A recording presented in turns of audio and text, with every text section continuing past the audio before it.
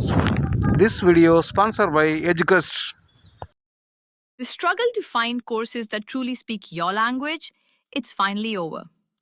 Welcome to EduQuest, where learning is made just for you. At EduQuest, we bring you a wide range of online courses, from career building programs to skill boosting masterclasses, all in your regional language. Because we believe language should never be a barrier to success.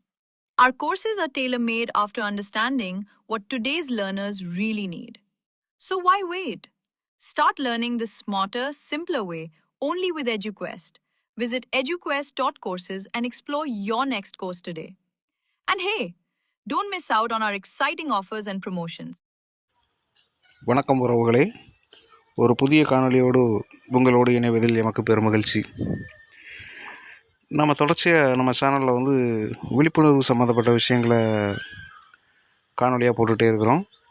இதை தொடர்ச்சியாக பார்க்குறது மூலமாக உங்களுக்கு நிறைய நன்மைகள் கிடைக்கும். அதனால் நம்ம சேனலை சப்ஸ்கிரைப் பண்ணுங்கள், லைக் பண்ணுங்கள், ஷேர் பண்ணுங்கள், உங்களோட உறவுகளுக்கும் நண்பர்களுக்கும் எடுத்து சொல்லுங்கள்.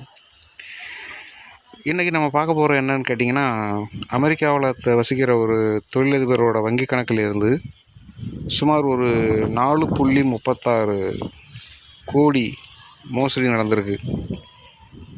அது பற்றி இந்த காணொலியில் நம்ம விரிவாக காணலாம். வாங்க வீடியோக்குள்ளே போகலாம். அமெரிக்காவில் வசிக்கும் தொழிலதிபரின் வங்கி கணக்கில் இருந்து 4.36 கோடி மோசடி செய்யப்பட்ட வழக்கில் ஒருவர் கைது செய்யப்பட்டுள்ளார்.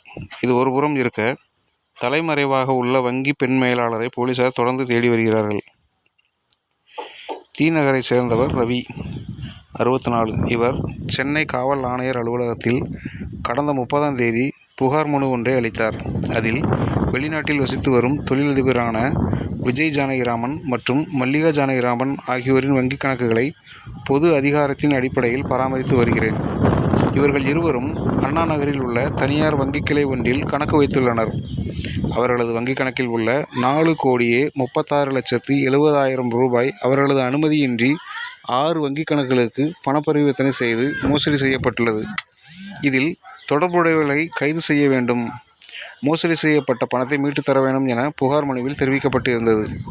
அது குறித்து மத்திய குற்றப்பிரிவில் உள்ள வங்கி மோசடி புலனாய்வு பிரிவு போலீசார் வழக்கு பதிந்து விசாரணை மேற்கொண்டனர். இந்த மோசடிக்கு மூளையாக இருந்து செயல்பட்டது சம்பந்தப்பட்ட அண்ணாநகர் வங்கி கிளையின் மேலாளராக பணியில் இருந்த மஞ்சுளா என்பது தெரியவந்தது.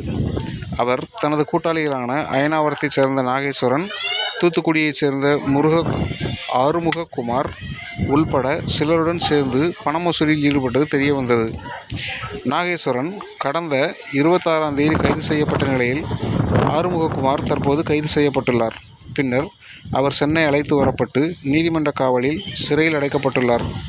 தலைமறைவாக உள்ள மஞ்சுளா மற்றும் அவரது கூட்டாளிகளை போலீசார் தொடர்ந்து தேடி வருகிறார்கள். இந்த காணொலியை முழுமையாக கேட்டமைக்கு நன்றி. மீண்டும் ஒரு புதிய காணொலியோடு உங்களோடு விரைவில் இணைகிறேன். இதுவரைக்கும் நம்ம சேனலை சப்ஸ்கிரைப் பண்ணுங்கள். நன்றி, வணக்கம்.